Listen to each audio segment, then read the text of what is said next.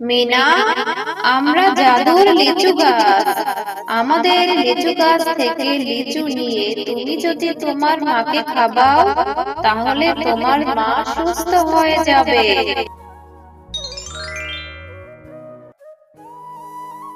মা, মিনা, আমি একটু বাজারে যাচ্ছি রে মা। ঘরে যে বাজার সদাই কিছুই নেই, তুই বাড়িতেই থাক। আমি বাজার করে তাড়াতাড়ি ফিরে আসবো রে মা। মা, আমাকেও সাথে করে নিয়ে যাও না। আমার না ঘরের মধ্যে একা একা থাকতে একদম ভালো লাগে না। মারে, আমি যে তোকে নিয়ে যাব, আমার কাছে বাড়তি কোনো টাকা নেই রে মা। আর তুই বাজারে গেলে তো এইটা সেইটা দেখে চেয়ে বসবি। আমি তোকে কোথা থেকে কিনে দিব রে মা? আমার কাছে যে কোনো টাকা নেই। মা, আমি কিছু কিনে দিতে বলবো না তোমাকে। তুমি আমাকে তোমার সাথে নিয়ে যাও না। তোমার সাথে গেলে আমার একটু ঘোরাও হয়ে যাবে। তুমি তো আমাকে কোথাও ঘুরতেও নিয়ে যাও না মা। এরপর মিনা তার মায়ের সাথে বাজারে চলে যায়। মিনার মা যখন বাজার করছিল, তখন মিনা পাশের দোকানে থাকা তরমুজের দিকে তাকিয়েছিল। মা, ও মা, দেখো না পাশের দোকানে কি সুন্দর লিচু বিক্রি করছে। লিচুগুলি দেখতে কত সুন্দর। না জানি লিচুগুলি খেতে কত মজা হবে। মা, তুমি কি আমাকে কিছু লিচু কিনে দিবে? মিনা, আমি এজন্যই তো তোকে আমার সাথে আনতে চাইনি। আমি জানি তুই বাজারে এলে কিছু না কিছু বায়না করবি। মা, মিনা, আমার কাছে যে কোনো টাকা নেই, আমি তোকে কি করে লিচু কিনে দিব রে মা? আমার কাছে যেই কয় টাকা ছিল, সেই টাকা দিয়ে তো আমি বাজার করে ফেলেছি রে মা। আর আমার কাছে কোনো টাকা নেই। তাছাড়া লিচুর যেই দাম, আমি তোকে লিচি কি করে কিনে দিব রে মা? তারপর শেফালি, শিয়ালিনী ও মিনা বাজার করে বাড়ি চলে আসে। আচ্ছা মা, লিচুর দাম কত টাকা বলো তো?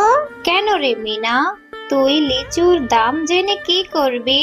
100টা লিচুর দাম তো 250 টাকা হবে রে মা। মা, আমি না কিছু টাকা জমিয়েছি। স্কুলে যাওয়ার সময় তুমি যে আমাকে টাকা দিতে, সেই টাকা থেকে আমি কিছু টাকা জমিয়েছি মা। এসব তুই কি বলছিস রে মা? মিনা, তুই টাকা জমিয়েছিস? তা তুই কত টাকা জমিয়েছিস? তুমি বিশ্বাস করছো না তো মা? তুমি দাঁড়াও, আমি এখনই নিয়ে আসছি, তুমি দেখলেই বিশ্বাস করবে। এরপর মিনা তার ঘর থেকে তার জমানো টাকাগুলি নিয়ে আসে আর তার মাকে দেয়। এই নাও মা, দেখো এখানে কত টাকা আছে। হ্যাঁ রে মিনা, এখানে তো 250 টাকার উপরে আছে। এতগুলি টাকা তুই কোথা থেকে জমালি রে মা? এই টাকাগুলি জমাতে তো তোর অনেক দিন লেগে গেছে। মা, তুমি এই টাকাগুলি দিয়ে আমার জন্য 100 লিচু নিয়ে আসবে। তারপর আমি মজা করে লিচু খাবো। আচ্ছা ঠিক আছে মা, আমি আজকেই তোর জন্য বাজার থেকে লিচু কিনে নিয়ে আসব। এরপর শেফালি, শিয়ালিনী তার মেয়ে মিনার জমানো টাকা নিয়ে চলে যায় বাজারে লিচু কিনে আনার জন্য। এরপর শেফালি, শিয়ালিনী বাজার থেকে লিচু কিনে নিয়ে যাওয়ার সময় বাঘিনীর সাথে দেখা হয়। এ কি, শেফালি শিয়ালিনী বাজার থেকে লিচু কিনে নিয়ে যাচ্ছে? দেখি তো ব্যাপারটা।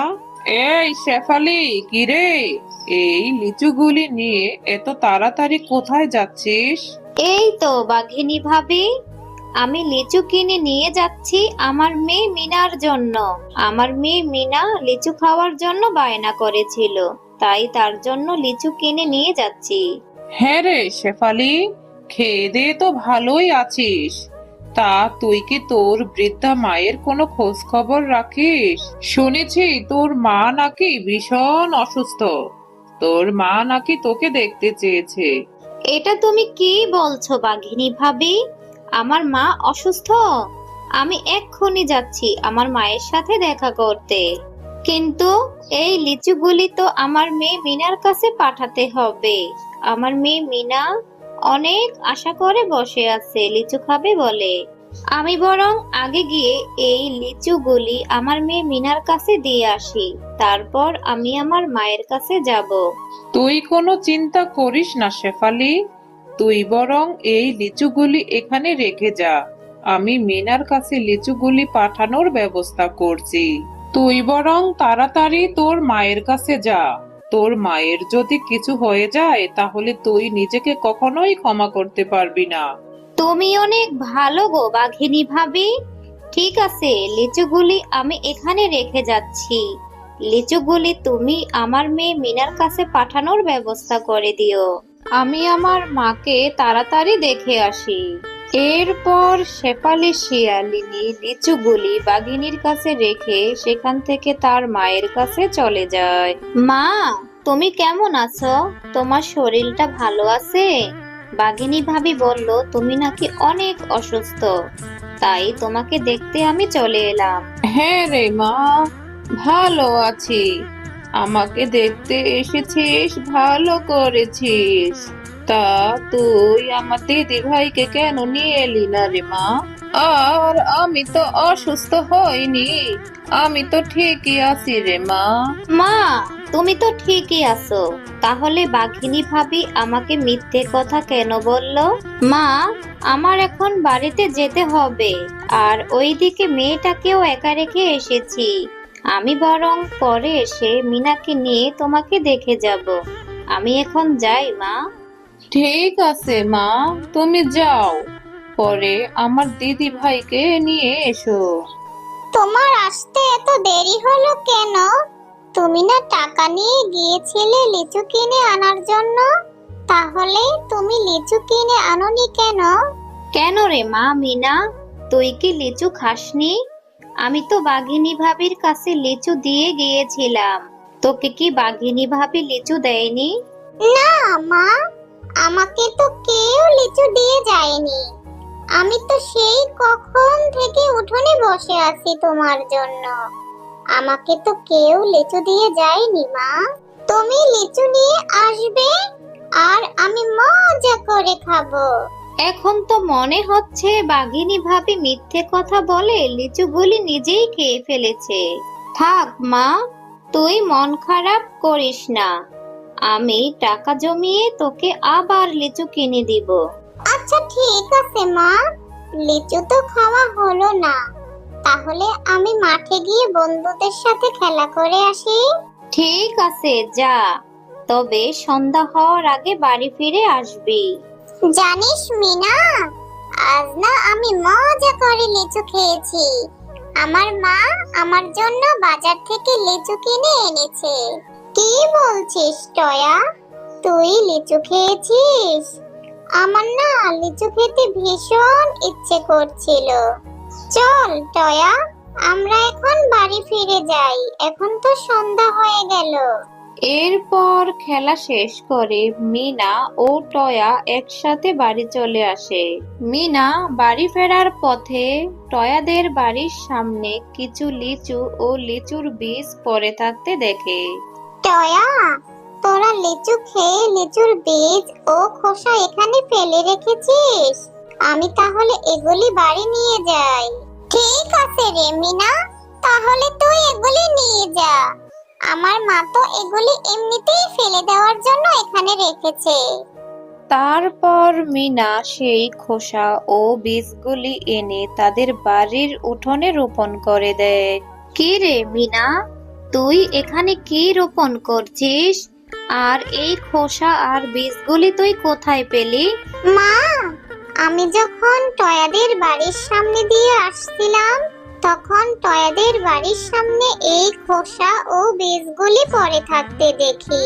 ওখান থেকে বীজগুলি এনে এখানে রোপণ করেছি। আমাদের বড় একটি লিচু গাছ হবে, আর সেই গাছ থেকে লিচু আমি মজা করে খাবো। এখন আমি বেশ বুঝতে পেরেছি। আমার কিনা লিচুগুলি খেয়ে বাঘিনী ওখানে বীজ এবং খোসা রেখে দিয়েছে। সেই বীজগুলি তুলে এনে এখানে রোপণ করেছিস? কিছুদিন পর সেই বীজ থেকে একটি সুন্দর চারা গাছ হয়, আর মিনা সেই চারা গাছটার অনেক যত্ন নিতে থাকে। আর এইভাবেই কয়েক মাস কেটে যায়। কয়েক মাস পর সেখানে একটি সুন্দর বড় লিচুর গাছ হয়। সেই লিচু গাছে অনেকগুলি লিচু ধরে আছে। মা, আমাদের লিচু গাছে কত লিচু ধরেছে। এখন থেকে আমি রোজ লিচু খেতে পারবো। হ্যাঁ রে মা, তাই তো দেখছি। এত বড় লিচু গাছ আমি জীবনেও দেখিনি। আল্লাহ নিশ্চয়ই আমাদের সহায় হয়েছে রে মা। হ্যাঁ শেফালি শিয়ালিনী, তুমি ঠিকই বলেছো। তোমার এই ছোট্ট মেয়ে মিনা এই গাছটির অনেক যত্ন করেছে, তাই সৃষ্টিকর্তা তোমাদের রহম হয়েছে। এই গাছের লিচু কখনোই শেষ হবে না। তোমরা এই গাছের লিচু যত ইচ্ছা তত পেরে খেতে পারো, আবার বাজারে নিয়ে বিক্রিও করতে পারো। ও মা, কি সাংঘাতিক ব্যাপার! এই গাছ তো দেখি জাদুর গাছ। আচ্ছা ঠিক আছে জাদুই গাছ, আমরা তোমার লিচু গাছ থেকে লিচু পেড়ে খাবো ও বিক্রিও করব। তারপর থেকে শেফালি শিয়ালিনী সেই গাছ থেকে লিচুগুলি বাজারে বিক্রি করতে থাকে।